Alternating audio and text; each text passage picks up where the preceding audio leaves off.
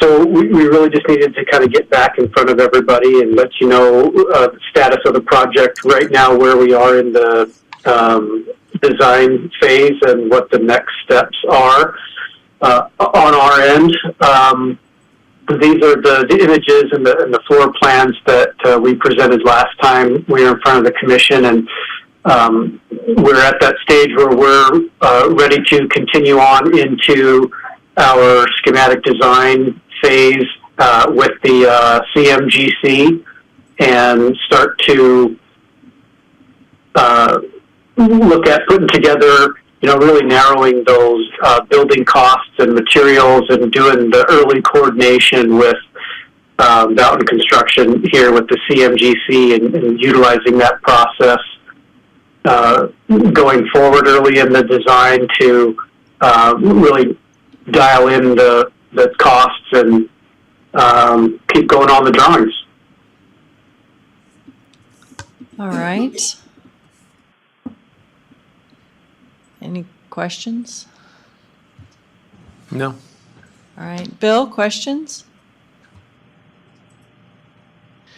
For Commissioner Matari's sake, did you want to run through some of the pictures, Ken? Sure. Yeah, welcome, Commissioner.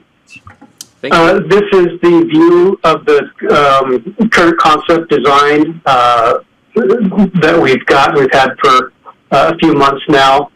The main entry being here on the left side. You can see my mouse, right, in the crosshairs? Yes. Yes. Okay. Yeah, so this is the main entry. We're adding on to the existing Justice Center with a little connection to the existing lobby so that the whole building is accessed through one main security area. This is the view looking at that existing building and how we're adding the new entry into the facility.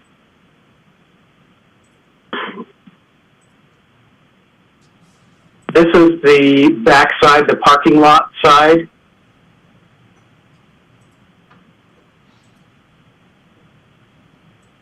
So there are not any changes really happening to the Justice Center, existing Justice Center portion, other than the part that we're connecting to, and we'll see that in the floor plans for the main entry. Kind of the view from the street out there, that is a stair tower on the back, which would be a secure staff tower.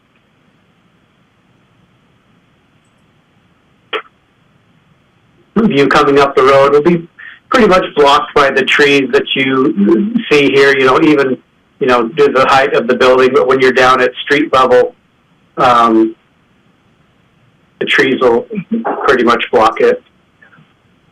Just kind of a night rendering, just get an idea of the feel of what the building may feel like at night and the building signage that would be out there.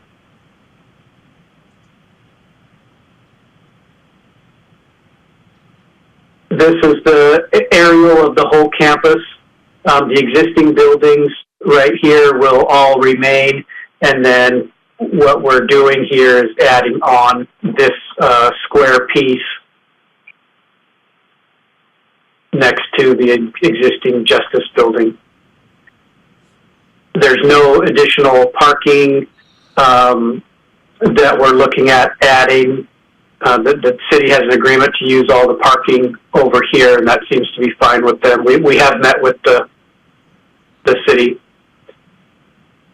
So you see the new building and the old building, a touch here, we'll share a new lobby. This would be here we go, the main level plan. The gray area is the existing building, and then the new public entry, security area, and the various spaces that are on this first floor. If we go back down to the, we'll call it the lower level, is where those that are in custody come get dropped off to go to court, and then the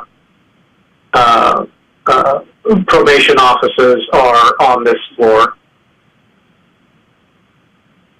from the main level going up one more level is where the two large jury courtrooms are. One is larger seating than the other one, and then the miscellaneous back of house judges' suites and jury on this floor. The floor above it would be the prosecutor's office with separate offices on the outside of the building.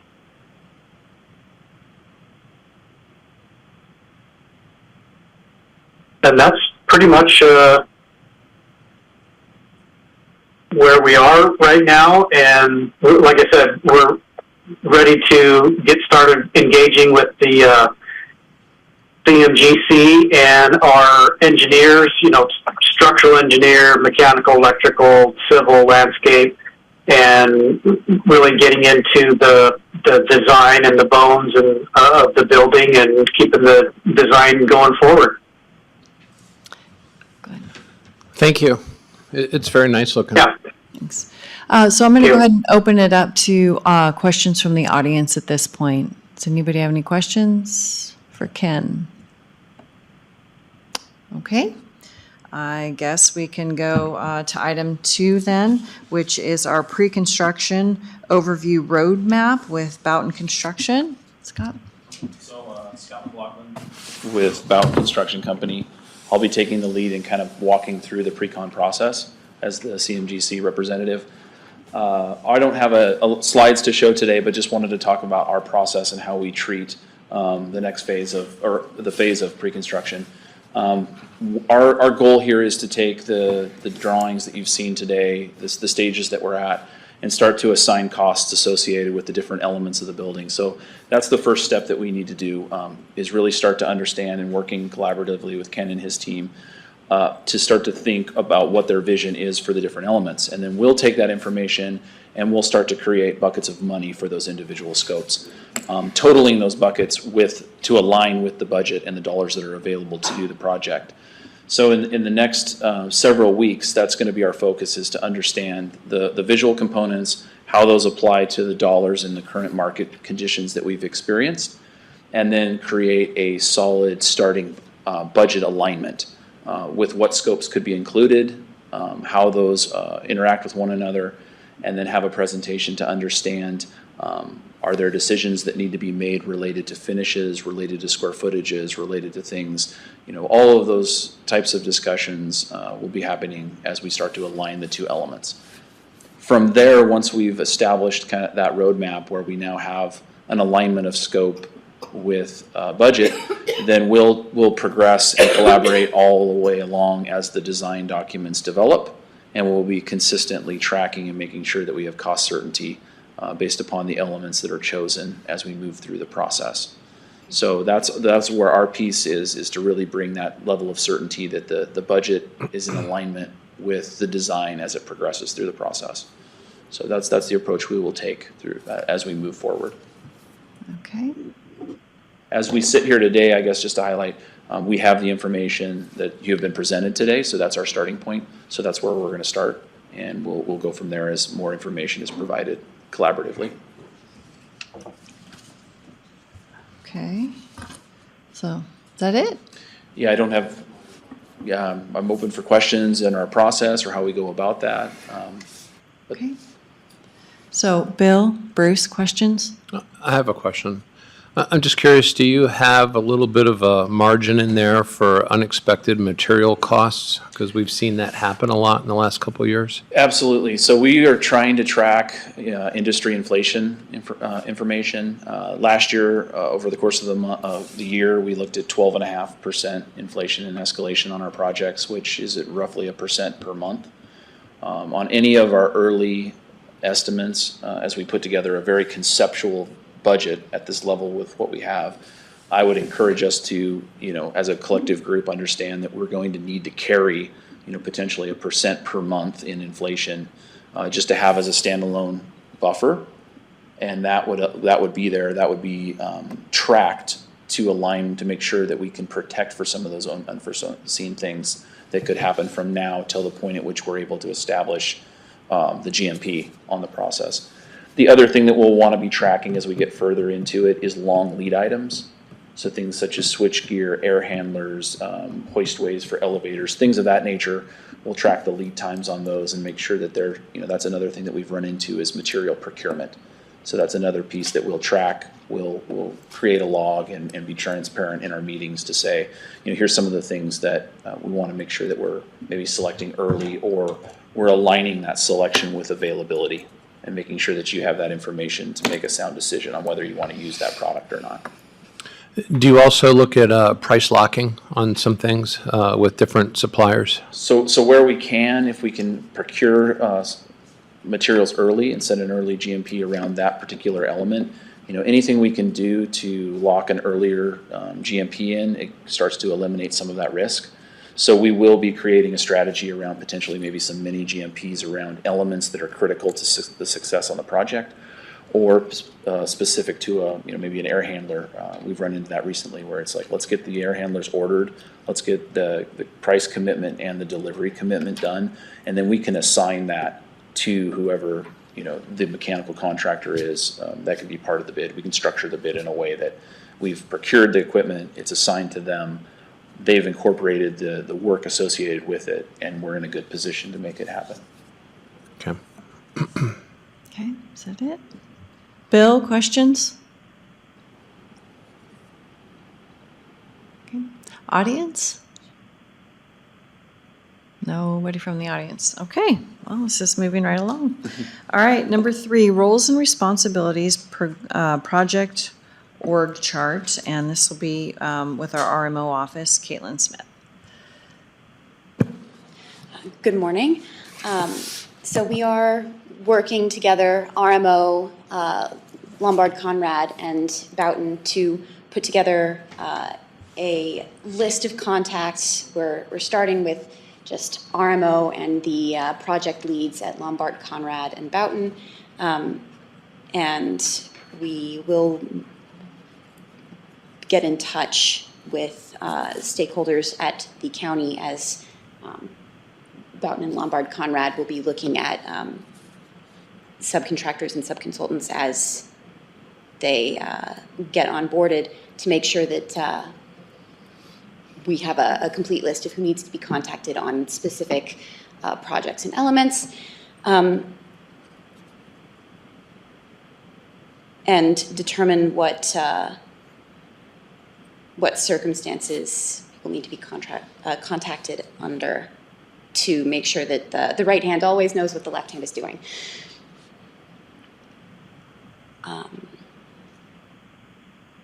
Any questions? No, I think most everything goes through your office as far as billing and all that stuff. That is correct. As the project is using federal ARPA funds, we do want invoices to go to RMO, and through RMO, and then to the auditor. Okay. All right. They're the experts on federal You funding. got to push your button, Pat. Yeah, they're the experts on federal funding, and all the little picky rules that you have to follow when you're funding something with federal funds, particularly ARPA funds. Okay. Thank you. All right. Any questions? All right. Schedule and next steps. Caitlin again.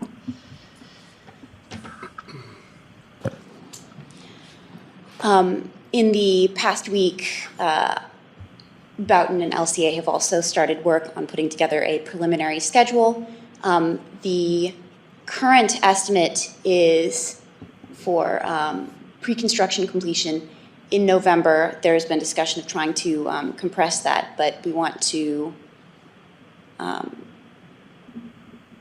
make sure that the important milestones are called out, and there will be meetings with the county for certain of those milestones. I am less informed on those. Would you be able to speak to any of those? Absolutely. Can we place the schedule back up on the screen? Is that possible? So this is just our pre-construction design schedule, trying to get us to the establishment of a final GMP. We've coordinated both design and pre-con elements related to constructability reviews and budget alignment. there's really three phases of the project. There's schematic design, which is about what we're entering. Then there we have a design development, and it's really the evolution of the amount of detail and certainty that you see in the documents as you move through. Then transitioning into several phases of construction documents from 30% to 90%. The initial phase that we're in right now is this, as I described, this alignment, this schematic design of aligning kind of the pictures and the renderings and the floor plans that you've seen with the budget that you have available to do the work. We're really looking at trying to align those two elements and come back for an owner review the first part of March. So that gives us, the end of, the last week of January and most of February really to collaborate and understand what that is, and then have an opportunity to present that and make sure that we're on the right track, that it has the things you need and it has and it aligns with the budget and the available funds. From there, it's really a matter of we want to make sure that we're getting review and buy-off as we move into the next phase. So we understand that we're heading in the right direction. We would transition into design development. At that point, it would follow a very similar process, which is just continuing to create certainty that the selection of materials, equipment, structure are all staying true to what we need, that the budget is holding, and that we're having an opportunity to provide any feedback related to different systems or different products. That's a little bit longer duration, just due to we're creating more detail. So you'll see that aligns with from March through the first part of June. From there, once again, getting owner buy-in, we're calling it owner, but getting the buy-in, it would then transition into a series of construction documents aligning with the level of detail that's provided. And that's what drives the schedule out into October. Along the way, we will start to define, when would we like to see design and budget presentations? So making sure that we're keeping everyone up to date on that progression, and we'll start to establish those between now and the establishment of the final GMP on the project. We do have, some thoughts around early packaging, trying to maybe get out of the ground this fall. So if we could create a mini GMP that aligns with a selective demolition and site scope. We haven't completely defined that yet with the design team, but earlier packaging of that work and getting that work started this fall is beneficial to everyone involved in the project. And then that could also align with potentially procurement of equipment, if that aligns with a necessary need to make sure that the schedule stays on track. And then the second part of that would be just the establishment of the overall GMP at I think right now, as we described, we're tracking early November with the anticipation of where we can pick up time in the design and in our estimating process, we will do so. But this is just a general roadmap to get us from today as we sit here to November with a project and a budget that everybody is aligned with and ready to build. Great. All right, questions? Nope. All right, it's a very helpful document. I hope to get a copy. We have an electronic copy of it, right? Yes. Jonathan does. Okay, That is correct. perfect. Okay. Bill, questions? Questions from the audience? Okay, this is a very short meeting. All right, any public comment? I have one question. Sure. With your expectations of the inflation on the raw materials, what happens if the material comes in below what you project? What happens to those excess funds that you budgeted? At the end of the day, it's your dollars. Yeah. So if it comes in under, those dollars can be reallocated to other elements of the project. Okay. So as we begin to build that, and that's the thing to be, anytime, we will also, not only do we carry inflation and escalation contingency based upon the level of detail that we have, we also an estimating contingency value. Those contingencies are there to account for some of those unforeseen things. But at the end of the day, if the market readjusts or realigns to the point that the units are holding that we use for, say, drywall, if that comes in exactly where we thought that was going to be because the scope was in alignment and the budget wasn't impacted, those dollars can be reallocated to other elements in the project. Okay. So a lot of times what I think you'll see, we're going to start to create, a betterments list is what we call it, where there's things in the projects there's, there's wants, there's needs, and then there's dreams, right? So we want to create a list of things that we have an understanding that, you have to have this because it's a need. This other particular element is a want. So let's track it, let's understand it, let's put a budget to it. And at the end of the day, in a situation where we have some available funds, that's the first item that is in the documents that is able to be incorporated. And hopefully that there are more of those elements that just that get to be added. Our goal is to try and align the budget early right now, so there may be some difficult decisions right out of the chutes, with the understanding that we want to get to the end where you're getting to add things rather than take things away. So that's the goal for this for us. So I mean, they're going to establish a budget early on that's going to have a lot of unknowns in it. Yep. But as they go along through the process and we go through this, that budget gets tighter and tighter as they get more defined numbers. And the contingency number actually probably should get smaller. It does. As Exactly. they go along too. Exactly. Yeah, I understand. It's a lot of moving pieces you're managing, so, Absolutely. yeah.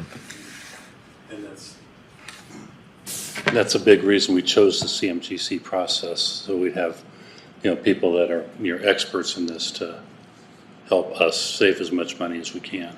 Yeah, no, that makes sense. That's it for me. Thank you. All right. Any public comment online? All right, folks, 10:22. Thank you so much for coming.